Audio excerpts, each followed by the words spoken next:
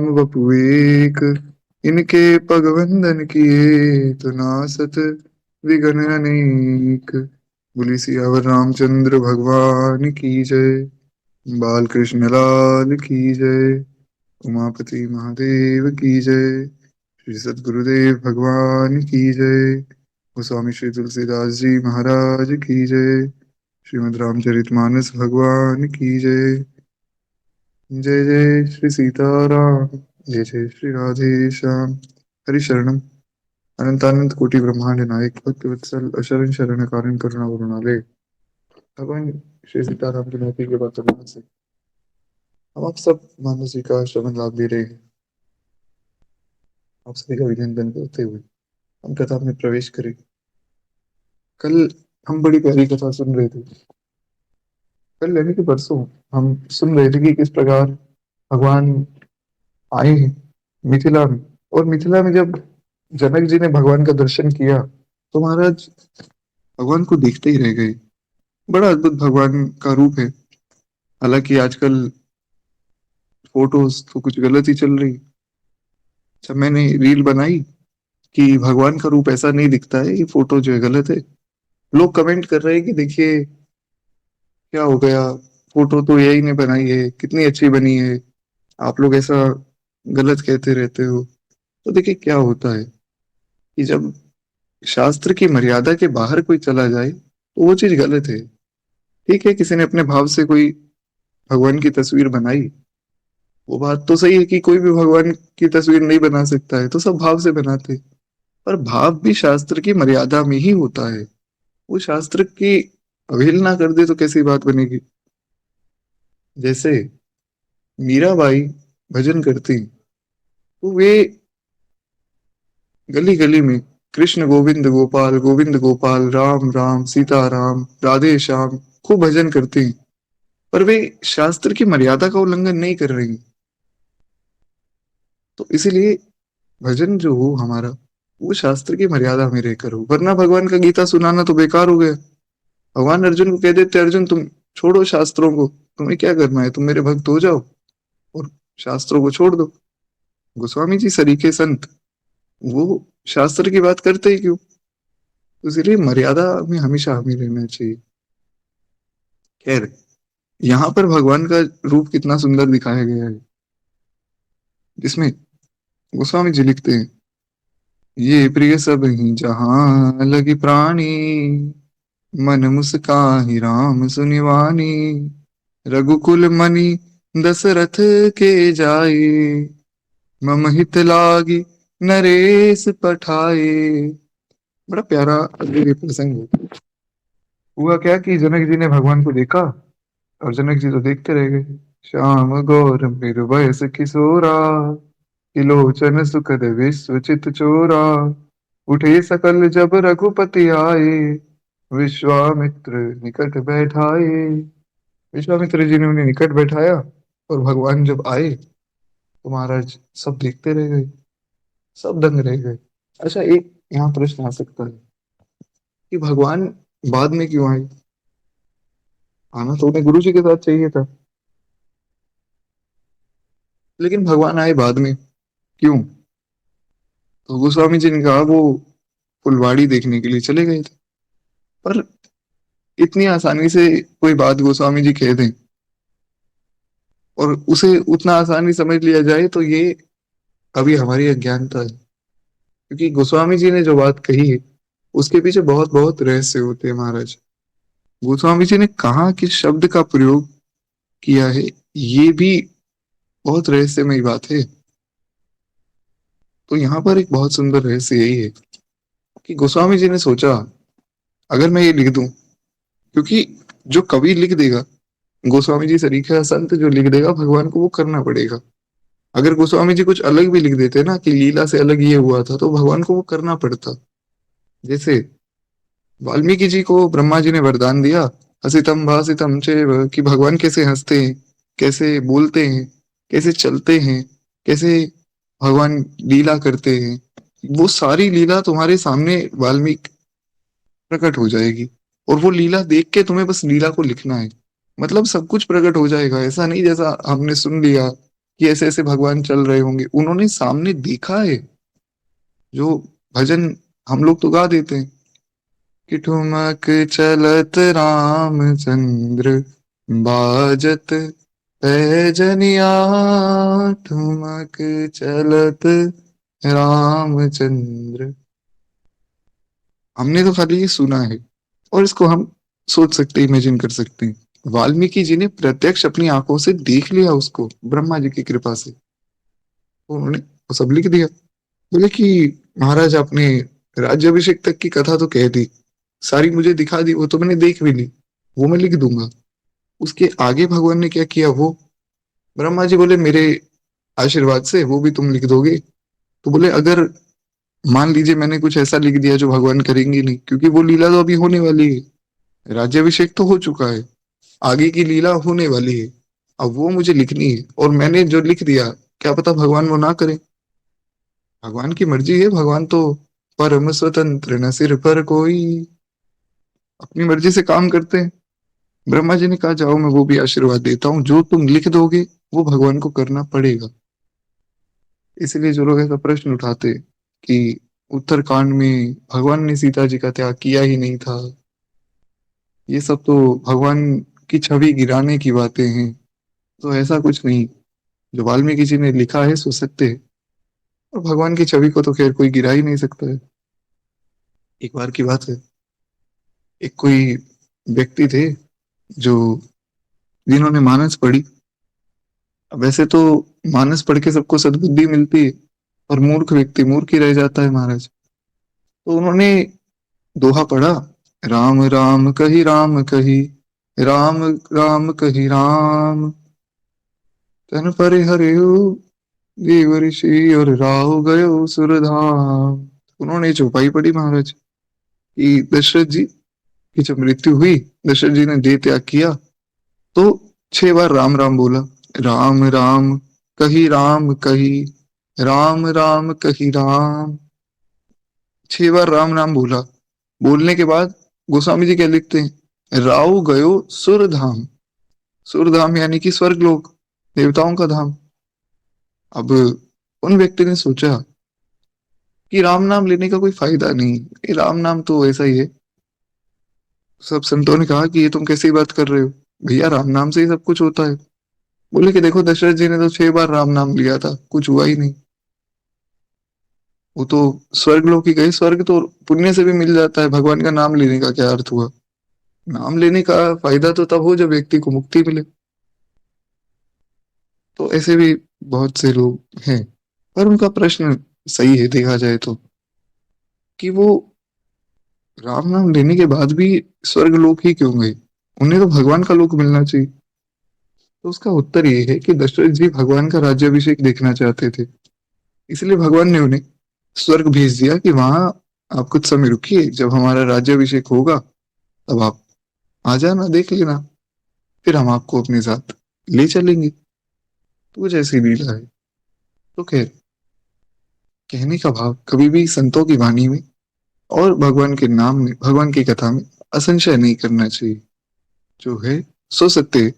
हाँ, हमें कुछ समझ नहीं आ रहा है तो उसमें हम प्रश्न करें, वो उचित बात है। एक बार प्रेम से बोलिए जय जय श्री सीताराम। तो खैर गोस्वामी जी ने यहाँ लिखा, गोस्वामी जी ने सोचा अगर मैं ये लिख दूं कि गुरु जी के साथ दोनों भाई गए हैं, तो फिर तो ये लिखना पड़ेगा कि भगवान गुरु जी के साथ गए, और भगवान को जनक जी ने पहले देखा। तो फिर वे गुरु जी का सम्मान इतना नहीं करेंगे जितना आप करेंगे, क्योंकि वो भगवान को देखकर मोहित हो जाएंगे। अब जो भगवान को देखकर मोहित हो गया, वो फिर दूसरे व्यक्ति का सम्मान कैसे करेगा। जैसे गोपियां, गोपियां दिन रात भगवान कृष्ण को याद करती है, और सब प्लान करते हैं कि आज हमारे घर कन्हैया आए, हमारे घर का माखन खाए। इसीलिए तो भगवान भागवत जी में कहते हैं माँ यशोदा को कि मैया, मैं इनके घर का माखन नहीं खाता हूँ, ये लोग मुझे जान के पहले बुला लेते हैं, फिर माखन खिलाने के बाद आपको आकर शिकायत कर देते हैं। लोगों को ये लगता है कि भगवान ने गोपियों को बहुत तंग कर दिया था, वास्तव में गोपियों ने भगवान को तंग कर दिया था। भक्त से बड़े थोड़ी हैं भगवान। भगवान में इतनी सामर्थ्य नहीं कि वो अपने भक्त से ज्यादा चालाकी कर सके। भक्त भगवान से ज्यादा चालाक होता है महाराज। खैर, तो गोपियां ऐसा करती थी, भगवान को पहले बुला लेते थे, उन्हें माखन खिला के फिर उनकी शिकायत कर देती थी, और खूब आनंद उन्हें होता था। तो गोपियां अब जब माखन निकालती थी या भगवान के लिए कुछ और बना रही होती थी, तो वे अपने परिवार वालों को भूल जाती थी। कोई गोपी भगवान कृष्ण का ध्यान करते करते माखन भिगो रही है, और वहां दूध जो गर्म होते होते सब दूध खराब हो गया। वहां कोई सब्जी बन रही है, बनते बनते सब सब्जी जल गई। तो ऐसा जब व्यक्ति भगवान की भाव दशा में पहुंच जाता है, तो वो सब भूल जाता है, संसार की सुध नहीं रहती। तो इसलिए गोस्वामी जी ने सोचा कि अगर जनक जी ये भूल गए कि गुरु जी भी आए हैं इनके साथ, तो गुरु जी का सम्मान वो नहीं करेंगे। इसलिए भगवान ने सोचा कि हम बाद में जाएंगे, पहले गुरु जी का आदर सम्मान हो जाए, गुरु जी को बिठा दिया जाए, फिर हम जाएंगे। तो खैर, उसके बाद जब भगवान गए, तो श्याम गौर मृदु वयस किशोरा, दोनों भाइयों को देखकर जनक जी तो महाराज देखते ही रह गए। ऐसा अद्भुत, ऐसा सुंदर रूप, न भूतो न भविष्यति, न कभी हुआ न कभी हो सकता है। भगवान का रूप अद्भुत है। तो भगवान को देखा तो वे पूछते हैं कि हे नाथ, हे गुरु जी, आप बताइए ये दोनों कौन है? मुनिकुल तिलक की नृपकुल पालक। आपके साथ आए हैं, तो ऐसा लग रहा है कि शायद कोई सन्यासी होंगे, परंतु इनका शरीर ऐसा है, मतलब इनका शरीर इतना मजबूत है, ऐसा लगता है कोई क्षत्रिय होंगे। तो आप बताइए कि ये राजा के बेटे हैं या आपके बेटे हैं, या ये कौन है? या कहीं वो ब्रह्म ही तो नहीं जिसको वेद नेति नेति कहकर पुकारते हैं? या कहीं वो ब्रह्म ही तो नहीं जिसका भगवान शिव, काकभुजुंडी जी आदि दिन रात ध्यान करते हैं? या ये कहीं वो भगवान ही तो नहीं जिनका ध्यान मैं करता हूँ? ये कौन है? आप मुझे बताइए। क्योंकि सहज विराग रूप मन मोरा, थकित होत जिमि चंद चकोरा, ताते प्रभु पूछऊं सति भाऊ, कहऊ नाथ जनी करहु दुराहु। कहते कि मेरा मन तो स्वभाव से ही वैराग्यवान है, मेरा वैराग्य इतना मजबूत है कि आज तक मैं किसी से आकर्षित नहीं हुआ। ये पहले व्यक्ति जिन्होंने मुझे आकर्षित कर लिया, तो ये कौन है? हे गुरु जी, आप कृपा करके बताइए। अब यहाँ पर विश्वामित्र जी बताते हैं कि जो आप सोच रहे हैं बिल्कुल सही है। ये प्रिय सब ही जहां लगी प्राणी, वे कहते हैं कि ये सभी को प्रिय हैं जहां तक प्राणी रहते हैं। अब इसका अर्थ यही है कि ये भगवान है। क्यों? क्योंकि सभी को केवल भगवान प्रिय हो सकते हैं। हाँ, बाहरी रूप से देखा जाए तो बहुत से ऐसे भी लोग हैं जो नास्तिक हैं, वो बात अलग है। पर अंदर से जो वास्तव में जो जीव आत्मा है, उसे भगवान ही प्रिय है। हाँ, वो हम भूल रहे हैं माया के कारण या शरीर धारण करने के कारण, वो अलग बात है। तो कहते हैं ये प्रिय सब ही जहां लगी प्राणी, वे कहते हैं जगत में जहां तक प्राणी है, ये सभी को ही प्रिय है। इनको भी सभी प्रिय है और ये भी सभी को प्रिय है। तो यहाँ से संकेत यही है कि भगवान ही केवल एकमात्र ऐसे हैं जो सबको प्रिय हो सकते हैं। संसारी व्यक्ति हर व्यक्ति को खुश नहीं कर सकता है। आप जितने व्यक्तियों को खुश करने जाएंगे, उतने ही लोग आपसे नाराज भी हो जाएंगे, और ये निश्चित रूप से होगा, इसमें कोई किंतु परंतु नहीं है। हर व्यक्ति के साथ ऐसा ही होता है। परंतु भगवान इस स्वभाव को जो जान लेता है, वो फिर भगवान का होके रह जाता है। भगवान सबको प्रसन्न कर सकते हैं। है। तो कहते हैं मन मुस्काहि राम सुनि बानी। अब जब गुरु जी की वाणी सुनी, तो राम जी मनी मन मुस्कुराए। राम जी ने कहा, गुरु जी बता मत देना कि मैं भगवान हूँ, यहाँ नहीं बताना है। हाँ, बाद में तो पता लग ही जाएगा इनको।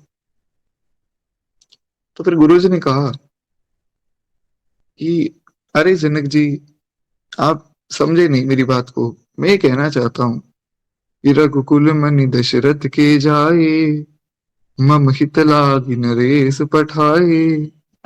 कहते हैं कि देखिए, ये दोनों जो है ना, ये रघुकुल के मणि हैं।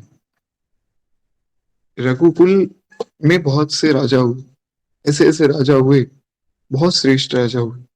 रघु जी महाराज परम भागवत, परम भक्त और परम धर्मवीर राजा थे। परंतु भगवान जो थे वो मणि। भगवान को मणि क्यों कहा गया? उनसे पहले भी बहुत श्रेष्ठ राजा हुए। रघु जी इतने शक्तिशाली थे कि रावण एक दिन उनसे लड़ने आया, तो रावण ने देखा तपस्या कर रहे हैं। अब रावण ने ये देखा कि तपस्या कर रहे हैं, तो रावण बोला चलो कोई बात नहीं, तपस्या कर लो, उसके बाद लड़ते। देखिए रावण चाहे अधर्मी व्यक्ति है, पर शास्त्र की मर्यादा को वो भी इतना तो मान ही रहा है। आगे चाहे उसने कितना ही पाप किया हो, अभी तक तो मान ही रहा था। युद्ध के भी बहुत से नियम होते हैं, तो असुर भी उन चीजों का पालन करते थे। कलयुग में जीव राक्षसों से भी ज्यादा, जीव की स्थिति बेकार हो चुकी है। वे लोग कोई भी मर्यादा का पालन नहीं करते। खैर, रावण ने सोचा कि चलो ठीक है, अभी अपना ये नित्य नियम कर रहे हैं, कर लेने देते हैं। तो रावण पीछे जाके खड़ा हो गया। अब रावण ने देखा कि रघु जी ने पूरी तपस्या अपनी करने के बाद, जो भी उनका संकल्प आदि था वो करने के बाद, हाथ को बाईं ओर घुमाया।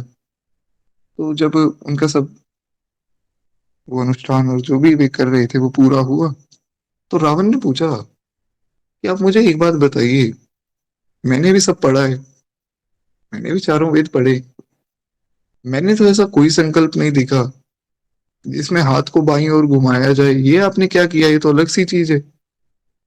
बोले कि इस दिशा में एक शेर एक बकरी को जो है मार रहा था, और मैं राजा हूँ, राजा का कर्तव्य है कि कोई जीव, कोई भी जीव जो बेचारा निर्दोष है उसकी हत्या नहीं होनी चाहिए। तो मैंने उस शेर को दूर भगा दिया। रावण बोला ऐसा थोड़ी होता है।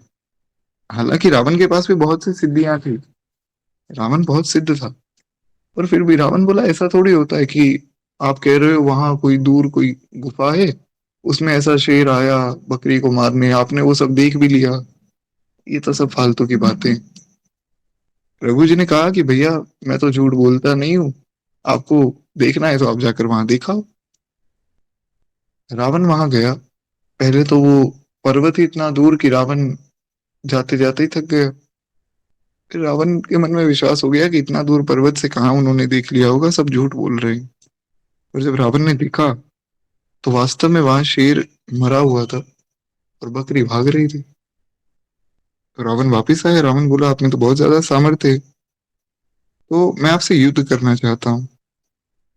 रघु जी ने कहा कि भैया हम युद्ध आदि नहीं करते हैं, तुम अभी बच्चे हो, तुम्हारा ऐसे ही कुछ विनाश हो जाएगा, कोई अर्थ नहीं है, तुम चले जाओ। बहुत समझाया पर मूर्ख व्यक्ति को कोई नहीं समझा सकता है, रावण माना ही नहीं। फिर युद्ध होने लगा। अब युद्ध में रघु जी तो रघु जी है महाराज। रघु जी ने रावण की स्थिति एक अधमरे व्यक्ति जैसी कर दी, और अंत में उन्होंने एक बाण निकाला और बोले रावण खत्म हो जाएगा आज। ब्रह्मा जी वहां प्रकट हो गए। ब्रह्मा जी ने कहा कि रघु जी आपको नहीं मारना है इसको, इसको मारेंगे भगवान, वो आपके ही कुल में आएंगे और वो इसको मारेंगे। आप इसको मार दोगे तो भगवान की लीला में विक्षेप हो जाएगा। तो रघु जी ने कहा कि बाण तो मैंने निकाल दिया, अब ये बाण वापस तो रखूंगा नहीं, अब आप बताइए बाण का क्या करना है। तो ब्रह्मा जी ने वो बाण अपने पास रख लिया कि बाण आप मुझे दे दो, जब भगवान आएंगे तब ये बाण मैं उन्हें दे दूंगा और इसी बाण से रावण की मृत्यु होगी। तो इससे जो है आपका ये आवेश जो है कि रावण अब मरेगा, ये भी व्यर्थ नहीं जाएगा, आपका बाण भी व्यर्थ नहीं जाएगा, भगवान की लीला में भी विक्षेप नहीं होगा, सब काम हो जाएगा। रावण ने ये बात देख ली थी, इसीलिए रावण ब्रह्मा जी से बाण ले आया था। वो कथा तो खैर जगत प्रसिद्ध है कि रावण ने यमराज को बंदी बना के वो बाण छीन लिया था कि इससे मुझे कोई मार नहीं सकता है। फिर उस बाण को जाकर मेरे सदगुरुदेव भगवान लेकर आए। ये कथा तो खैर हम सब जानते हैं। तो खैर कहने का भाव ये है कि ऐसे ऐसे राजा भगवान के यहाँ हुए, और भगवान को ही रघुकुल मणि, रघुकुल का दीपक, सूर्य कुल का सूर्य, भानुकुल भानु, ये केवल भगवान के लिए ही क्यों कहे गए? इसके पीछे एक बहुत सुंदर भाव ये है, अभी तक जो रघुकुल है उसमें सब राजा श्रेष्ठ हुए, पर जैसे सूर्य तो अपनी जगह पे हमेशा ही रहता है, लेकिन जब सूर्य उदय होता है तो उसकी किरणें सारे जगत को पावन करती हैं। ऐसा नहीं कि जब सूर्यास्त हो चुका है तो उसमें वो तेज नहीं, तेज तो उतना ही है, बस वो उदय नहीं हुआ है। तो जब वो उदय हो जाता है तो सारी सृष्टि को वो रोशनी देता है। उसी प्रकार सूर्य तो है ही, भगवान का कुल श्रेष्ठ तो है ही, लेकिन भगवान के आने के बाद उस कुल का उदय हो गया, क्योंकि भगवान ही हर चीज में हर चीज का उदय करते हैं। तो ये भगवान की महिमा है। खैर, एक बार प्रेम से बोलिए भक्त वत्सल भगवान की जय। तो ये है भगवान का पराक्रम। इसीलिए यहाँ पर गुरु जी कहते हैं कि रघुकुल मनि दशरथ के जाए, कि ये दोनों भाई रघुकुल में श्रेष्ठ हैं और दशरथ जी के पुत्र हैं, और साथ के साथ ये मेरे हित करने के लिए, मेरे हित के लिए यहाँ आए हैं। अब जनक जी ने पूछा कि आपका हित करने के लिए कैसे? तो कहते हैं कि यहाँ पर जो बहुत आतंक बढ़ रहा था असुरों का, तो मैंने ही जाकर प्रार्थना की थी दशरथ जी से कि मेरे साथ आए। फिर इन्होंने असुरों का संहार किया, तो मैंने बोला कि चलो लगे हाथ, यहाँ पे न्योता आया ही है तो इनको भी ले आता हूँ। जनक जी बोले ये तो आपने बहुत अच्छा काम कर दिया, तो आपकी बड़ी कृपा है, आप इन्हें यहाँ ले आए। राम लखन दो बंधु बर, रूप सील बल धाम, मख राख्यो सब साखी जग, जीते असुर संग्राम। कहते ये राम और लक्ष्मण दोनों श्रेष्ठ भाई, रूप शील और बल के धाम है। सारा जगत साक्षी है कि इन्होंने युद्ध में असुरों को जीतकर मेरी रक्षा की है। आगे राजा जनक कहते हैं, मुनि तब चरण देखि कहाँ राहु, कहीं न सकऊं निज पुण्य प्रभाव। अब देखिए, हालांकि जनक जी ब्रह्म ज्ञानी, पुण्य पाप आदि इन चीजों से वे ऊपर उठ चुके हैं, इनसे उनको कोई मतलब नहीं है।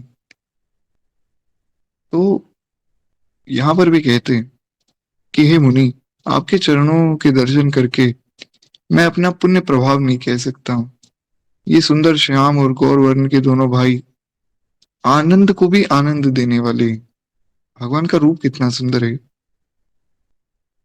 कि सुंदर श्याम गौर दो भ्राता, आनंद हूँ के आनंद दाता। जो आनंद को आनंद प्रदान करे वो है ठाकुर जी।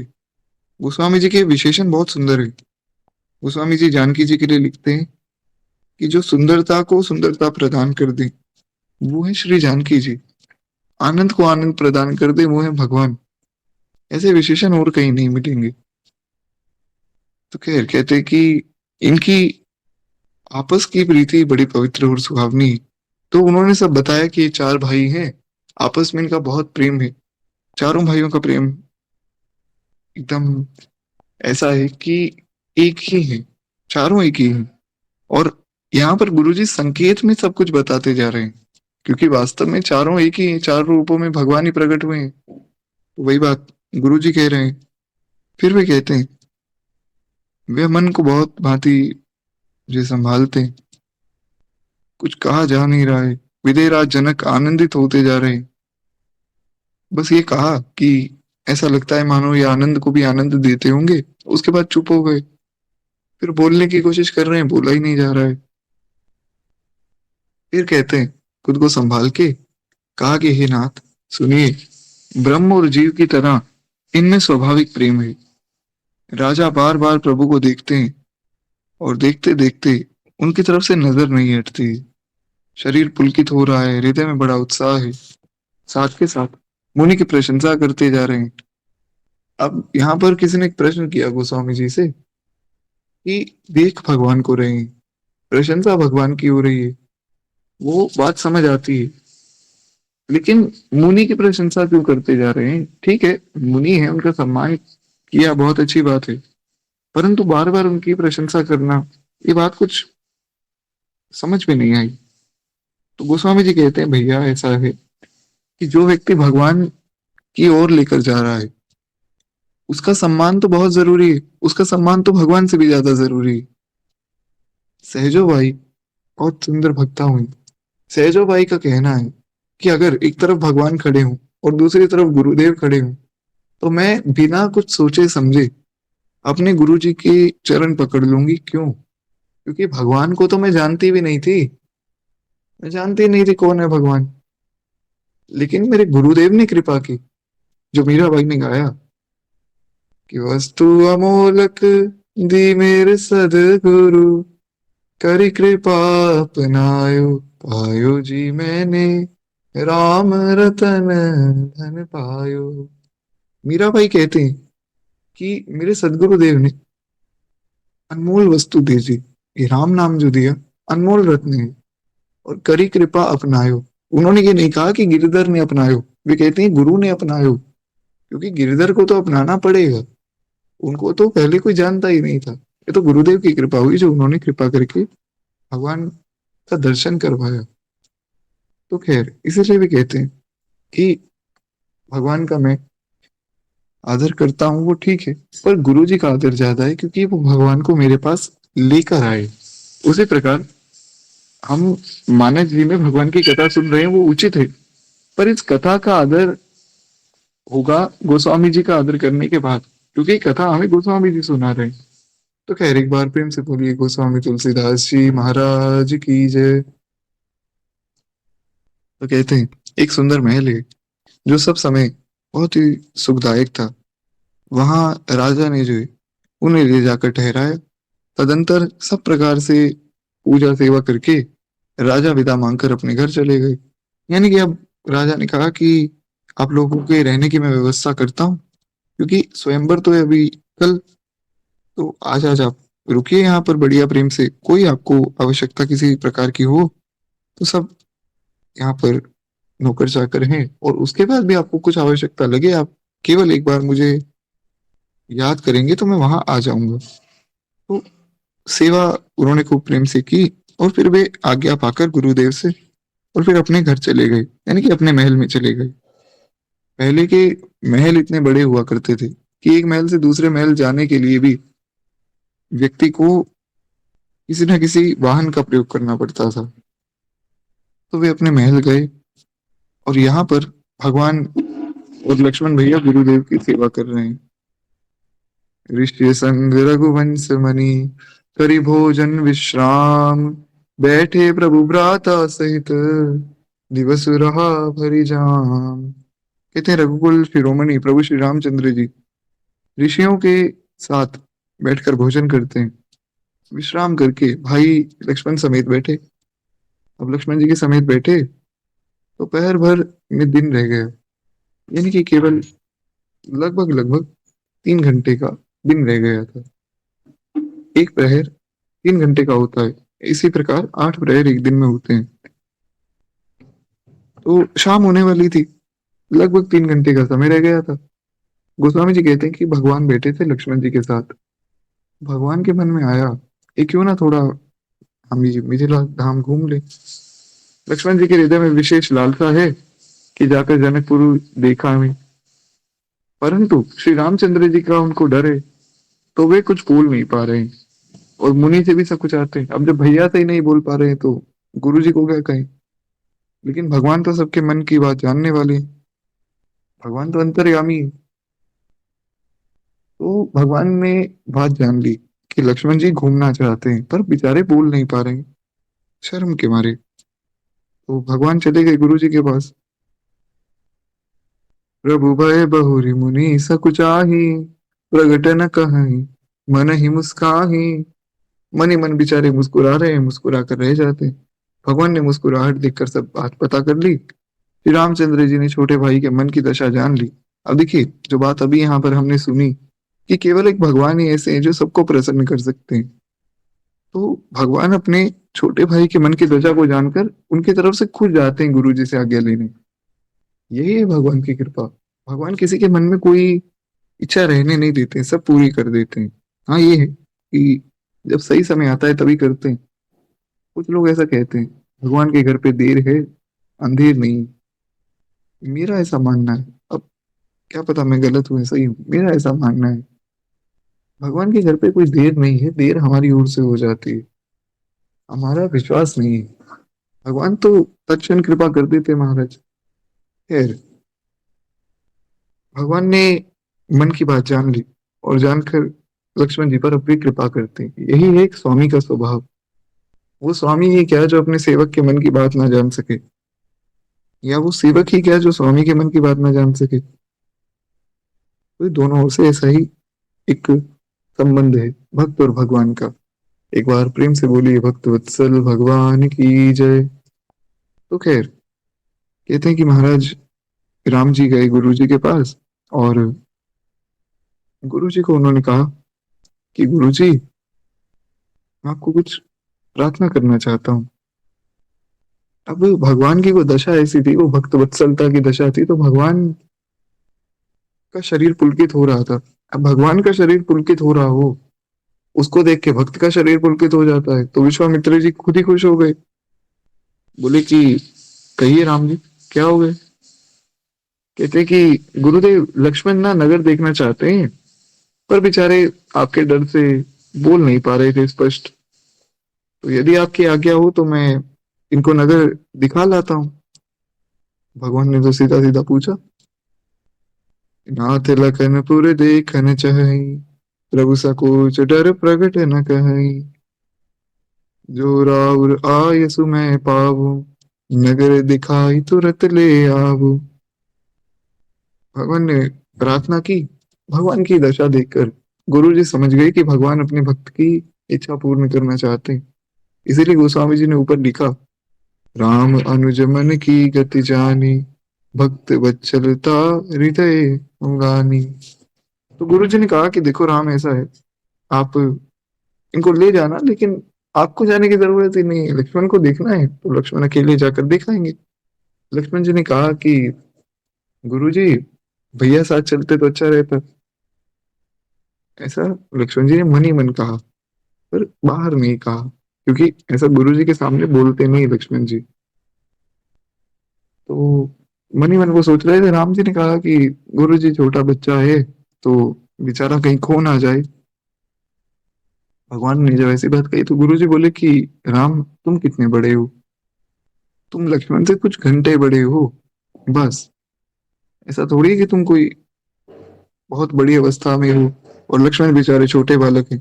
दोनों लगभग लगभग बराबर ही हो तुम। तो भगवान ने कहा, गुरु जी, क्या है ना कि देखो, इसने कभी नगर देखा तो है नहीं, तो बेचारा क्या पता कहीं खो जाए। भगवान किसी प्रकार कोशिश कर रहे हैं कि मुझे भी जाना है, क्योंकि भगवान को जानकी जी का दर्शन करना है। पर गुरु जी सारी बात जानते हैं, क्योंकि गुरु जी तो भगवान के परम भागवत परम भक्त, और भक्ति भगवान को जानता है।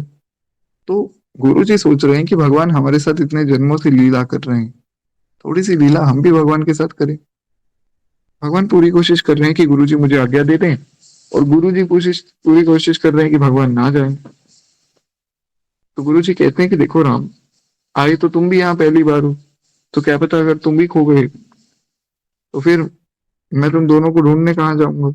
इसीलिए तुम यहाँ रुको, लक्ष्मण का मन है तो लक्ष्मण जाकर दिखाएगा। लक्ष्मण भैया बोले, बात तो गुरु जी की सही है, जब मन मेरा है तो मुझे जाने दो अकेले। क्योंकि लक्ष्मण जी इशारा समझ गए थे कि गुरु जी भगवान के साथ लीला कर रहे हैं। तो भगवान ने बहुत प्रयास किया, गुरु जी माने नहीं। अंत में भगवान बोले, गुरु जी, असल में मेरा भी मन है जाने का, तो अगर आप कहें तो चला जाता हूँ, नहीं तो कोई बात नहीं है, मैं रुक जाऊंगा। फिर विश्वामित्र जी ने कहा कि हे तात, तुम तो धर्म की मर्यादा को जानते हो, नीति की रक्षा कैसे करोगे, ये भी तुम जानते हो। साथ में प्रेम विभूषित होकर सेवकों को सुख भी तुम देते हो। जाई देख आबहु नगर, सुख निधान दो भाई, करहु सुफल सबके नयन, सुंदर बदन दिखाई। जब भगवान ने अपने मुख से ये बात कह दी कि मेरा भी मन है नगर देखने का, तो गुरु जी बोले कि ठीक है, फिर आप जाइए। जाई देखी आबहु नगर, सुख निधान दो भाई। आप दोनों जाइए, नगर दिखाइए। अब देखिए होता क्या है, कहीं आप घूमने जाएं तो उसमें हमारा मकसद ये रहता है कि हमें सुख मिले। यही होता है घूमने का अर्थ, कि हम प्रसन्न हो जाएं, हमें सुख मिले। पर गुरुजी यहाँ कह रहे हैं कि तुम दोनों जाओ और जाकर लोगों को सुख दे आओ। इसका अर्थ ये है कि भगवान जो भी कार्य करते हैं उसमें भगवान भक्तों को सुख देने के लिए कार्य करते हैं। भगवान अपने सुख के लिए कुछ नहीं करते, क्योंकि अपने आप में तो वो सुखी है ही, अपने आप में तो वे पूर्ण है। पर भक्त को आनंद देने के लिए भगवान बहुत सी लीलाएं करते हैं। तो इस लीला में भी वे अपने भक्तों को दर्शन देने जा रहे हैं। जो मिथिला के भक्त भगवान के पास नहीं आ पाए, उनके पास भगवान जा रहे हैं। यही है भगवान का प्रेम। भगवान कहते हैं तुम मेरे पास नहीं आ सकते, तो कोई बात नहीं, मैं तुम्हारे पास आ जाऊंगा। जैसे अभी हमने 2 दिन पहले कथा सुनी थी कि किस प्रकार रैदास जी आए मीराबाई के घर पे, खुद ही चलकर आ गए। यही है भगवान की और गुरु की कृपा। एक बार प्रेम से बोलिए भक्त वत्सल भगवान की जय। तो गुरु जी ने ऐसी आज्ञा दी कि आप दोनों जाइए, आप दोनों सुख के धाम हैं। यहाँ पर सुख के धाम गोस्वामी जी ने इसीलिए कहा है क्योंकि भगवान सबको सुख देने ही जा रहे हैं। गुरु जी कहते हैं कि सबके नयनों को आज सफल कर दो। इसका अर्थ यही है कि सबने जो आंखें पाई हैं वो इसीलिए पाई हैं कि भगवान का दर्शन हो जाए। और वही बात गुरु जी कह रहे हैं, करहूं सफल सबके नयन, सुंदर बदन दिखाए। अपना सुंदर दर्शन देकर आप सबको कृतार्थ कर दीजिए हे राम जी, आप जाइए। ऐसा मन ही मन गुरु जी कह रहे हैं। और बाहरी रूप से कह रहे हैं कि जाओ राम, तुम दोनों भाई सुंदर नगर दिखाओ, परंतु जल्दी आ जाना। क्या है कि शाम का समय होने वाला है, तो इसलिए जल्दी से जल्दी जाके और जल्दी से जल्दी वापिस आ जाना। भगवान बोले ठीक है गुरुदेव। मुनि पद कमल बंदिदो भ्राता, चले लोक लोचन सुखदाता। बालक वृंद देखी अति शोभा, लगे संग लोचन मन लोभा।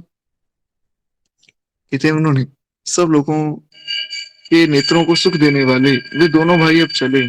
कौन चला है? यहाँ पर गुरुजी ने कहा कि नगर वालों को सुख दे आना, यानी कि नगर वालों के नेत्रों को सफल करके आना। पर गोस्वामी जी कहते हैं कि ये वो भगवान है जो तीनों लोगों को सुख देने वाले हैं। तीनों लोगों के जितने भी प्राणी हैं उन सबके नयनों को सफल करने के लिए भगवान आज चले हैं। भगवान की लीला देवता आसमान से देख रहे हैं, गंधर्व किन्नर नाग सब लोग खड़े हैं और अपने अपने धाम से वे भगवान की इस लीला को देख रहे हैं। मिथिला वासी तो मिथिला से देख रहे हैं, जो संत हैं, जो योगी हैं, वे अपने ध्यान में देख रहे हैं। तो इस प्रकार हर व्यक्ति भगवान की इस लीला को दिख रहा है। इसीलिए गोस्वामी जी ने कहा सब लोगों के नेत्रों को सुख देने वाले भगवान चले हैं। यानी कि वे सबको ही लीला दिखा रहे हैं। हम लोग गोस्वामी जी की इस कथा के माध्यम से देख रहे हैं, कहीं और कथा हो रही होगी, वो लोग उस कथा के माध्यम से देख रहे होंगे। तो खैर, ऐसे भगवान सबको लीला दिखाते हैं। और बालकों के झुंड भगवान के सौंदर्य को देखकर, अत्यंत शोभा को देखकर उनके पीछे पीछे दौड़ने लगे। बालक देखते हैं कि इतना सुंदर कोई व्यक्ति तो आज तक हमें दिखा ही नहीं, ये राजा पता नहीं कौन है। तो उन्होंने भगवान को देखा और वे देखते रह गए और भगवान के पीछे पीछे चल रहे हैं। उनमें से ही कुछ बच्चे जाकर अपने अपने घरों में बता रहे हैं कि माँ, 2 भाई आए हैं, 2 राजकुमार आए हैं। ऐसा लगता है कि मानो साक्षात भगवान ही उतर कर आ गए, बड़े सुंदर है। तो जब सबको ये बात पता लगी तो सब बच्चों ने जाकर अपने अपने पिताजी को भी बता दिया। तो सब लोग अपना काम काज छोड़कर भगवान का दर्शन करने आ गए। सबने अपना काम काज छोड़ दिया। अब ये लीला बड़ी प्यारी है, इसको हम कल एक पद के माध्यम से सुनेंगे। पूज्य श्री नारायण दास जी बड़ा सुंदर एक पद लिखते हैं, वो पद हम कल की कथा में सुनेंगे। बड़ा अद्भुत पद है। आज अगर शुरू कर देंगे तो फिर वो पूर्ण नहीं हो पाएगा। इसलिए आज वाणी को ये विश्राम देते हुए केवल 2 मिनट प्रेम से हम लोग मानस जी की आरती करें। एक बार प्रेम से बोलिए भक्त वत्सल भगवान की जय। जय जय श्री सीताराम। आरती श्री रामायण जी की, कीरति कलित ललित सियपी की। आरती श्री रामायण जी की, कीरति कलित ललित सियपी की। गावत ब्रह्मादिक मुनि नारद वाल्मीकि